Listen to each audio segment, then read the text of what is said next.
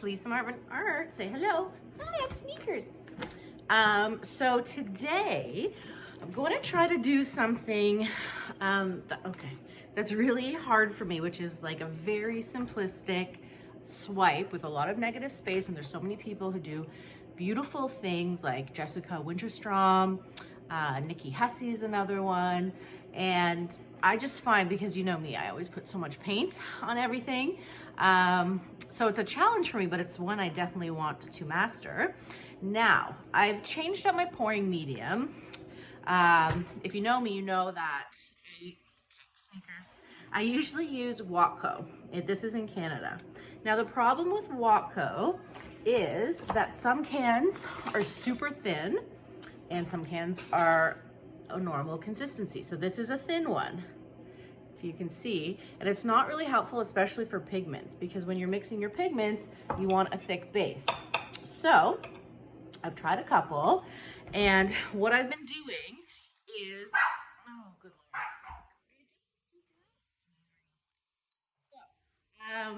I've been using this Bear 8300 D base. The reason I like the Bear, here, is because it's really clear. So when you're choosing pouring medium, you want to test how it dries, because the clearer the better. Honestly, I don't have anything to give you. Oh, here's a spoon. Here, you want the spoon? Yeah, enjoy. So now a lot of people use Glidden Deep Base, and it's white. It has a bit of white in it, so when it dries, it's not a pure color. So I try to stay away from anything that changes color. Now, the problem with this is, because it's pretty thick, I find if I use two paints that it kind of seizes. Come here. It kind of seizes up and makes my paints a little too thick. So in that case, when I have to use a tube paint, I go back to my Watco, and I mix it. For my pigments, I do 3-to-1 Bear with some Jo Sonja. And then with the Watco, I might do a 4-to-1. It kind of depends on the thickness. Now remember, the thickness of your pouring medium depends on the thickness of your pillow paint, because you want everything to be very similar. So if you're using a thicker pillow paint, like lots of people in the States use Walmart Color Place to Go, which is pretty thicker, or even Glidden Essential Semi-Gloss, which is thicker. You want a thicker pouring medium, whereas if you're using, let's say, Glidden Premium Semi-Gloss, which is very thin, you want it to be thinner because you want all your layers to work together. So, okay, we're behaving now. So my go-to color, which I use since the very beginning, which I haven't used forever, is Cad Red Light. I love it. It's so like orangey and bright. So we're gonna go kind of pinks and reds today. I'm gonna use Golden Fluid Quinacridone Magenta. These colors are so vibrant, and especially mixed with the Bear, and I'm going to use two pigments. This little pink, you can get it at Fluid Art Company. I love them. They don't fade when they dry. This is Ball Gown, so this is a golden interference, and I'm going to use Grenache, which is kind of this really pretty red color. Then we're going to go with, I really love this Pearl Marmalade Arteza color, and I'm gonna mix this. I'm gonna see if I have any Deco Art Gold, and I'll mix a bit of this Arteza Gold with the Deco Art Gold to kind of give it more body. I think I'll be using Payne's Gray Cell Activator. I use the Shelly Art recipe for cell activators, and you have to take the class, because it's not just about having a recipe. You really need a lot of help to get blooming, because a lot of people have the recipes and they still can't do it and they still get frustrated. It comes with a really great helpful Facebook group, which I'm a part of, the Shelly Art team, and I have a 15% off code in the comments. I want to thank you all also for supporting me on my PayPal link and like keeping me painting. It's so nice. I spend most of my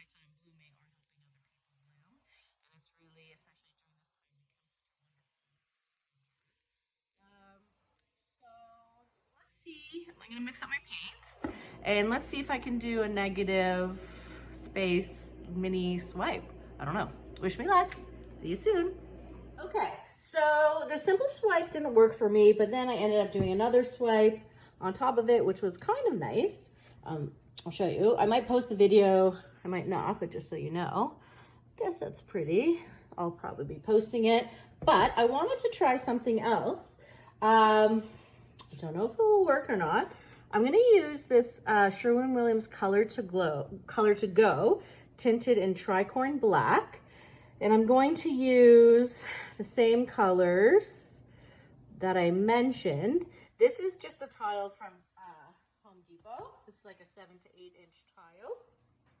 So what I'm going to do is I'm going to start with the gold. Now my idea, what would happen if I loaded a pigment on top of my cell activator and blew it out?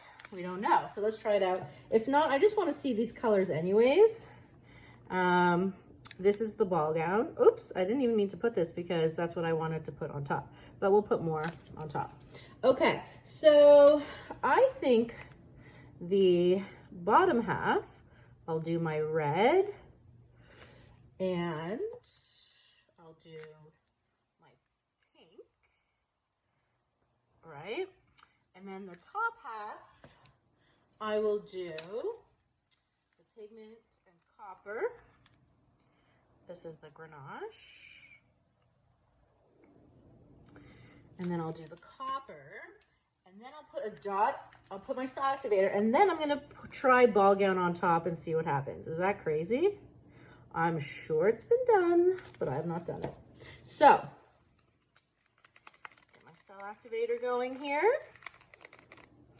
So we're gonna put the cell activator and then a dot of the pigment. We don't know. Okay, here we go.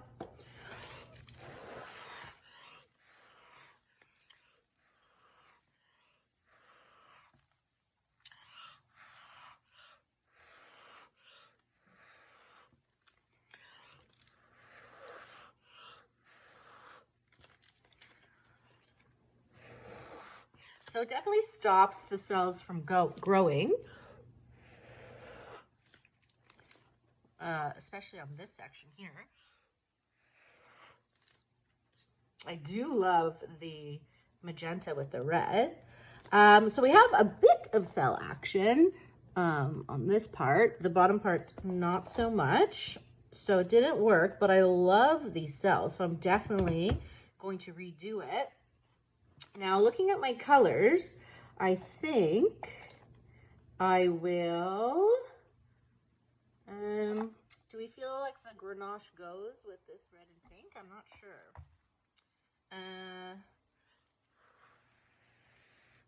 Maybe I'll get more cells popping up. No. But, as I said, I'm loving the top cells. They look really cool.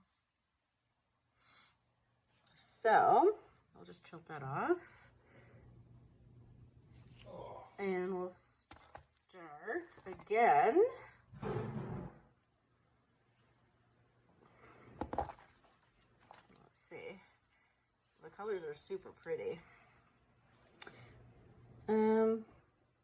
Yeah, that for me, the magenta and the Cad Red Light is super cool. I'm just gonna see what happens when I spin this, and then I will probably trash it. Look, Chris, what do you, I know it's weird, but I put I like the color. Yeah, the color's good, right? So I'm just gonna spin it out, and then I'll do another one. Normal styles. It's kind of a cool shape. Maybe I'll keep it and see if people like it. I don't know. Is that weird? No, you know what? I like it. I mean, it's not what I was hoping for, of course. So I'm just gonna spin, and then I'll see if there's paint left. There isn't. Okay. You know what? I'm going to keep this guy, see how it dries. I think it's kind of pretty.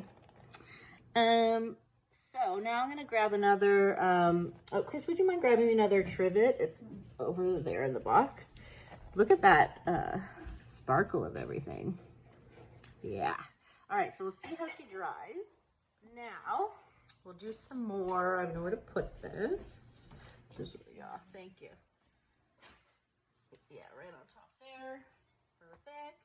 Chris is the best helper. I would not be able to do any paintings if it weren't for her. Now I'm going to put it right on top of there. Just right here. Because I'm not using that paint. Okay, so now let's just do a normal blue.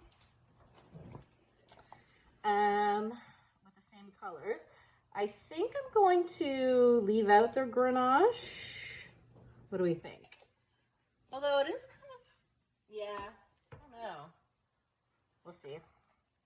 Okay, so I'm going to do the same layering. Well, not totally the same. So I'm going to start with gold. The reason I like to put interferences at the bottom is because when you resin them, they really look 3D. But I'm going to save it more for the middle, and I'll put a touch of grenache.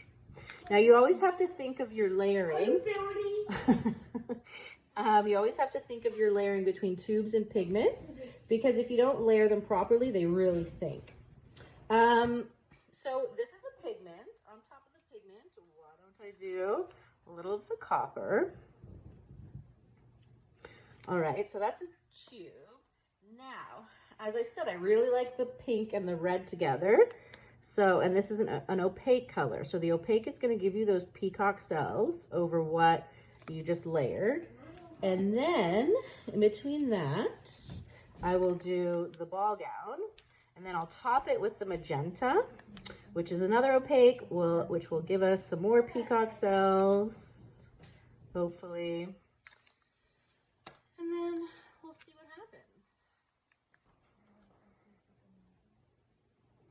All right. Let's see how this one goes. It's really important to experiment, see what works, see what doesn't work. Sometimes you're nicely surprised. All right, so we're gonna blow this out in a moment. All right, here we go. Put it in the middle.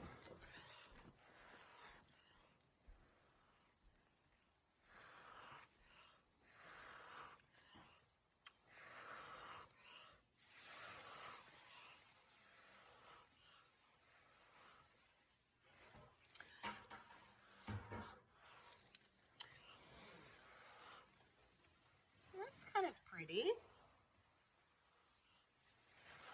And when I blow, I try to kind of make it even around the middle. Here, I'll do a close-up of the blow here. It's looking pretty on point, and I do see some peacock cells.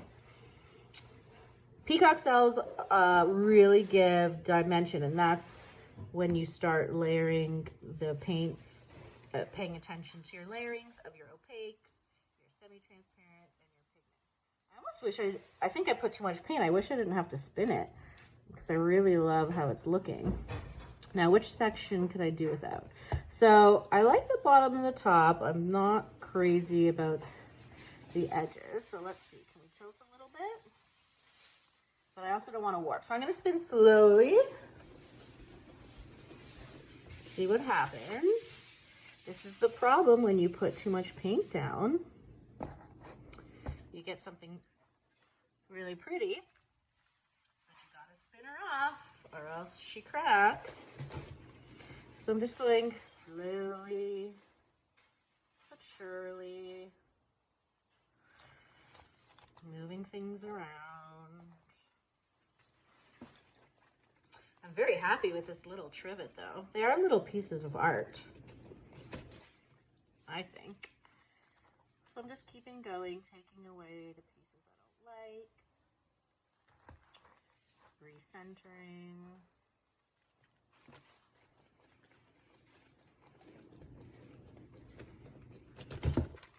All right, I am happy with this little lady. I'm gonna do a close-up for you in a minute, but but she's very pretty. I'm glad. Now my cat red light that I love, you can't really use it often because it could get muddy. You have to layer it properly, but sometimes she gives a nice little pop. I hope you enjoyed. If you have any comments or questions, let me know. Have a nice day.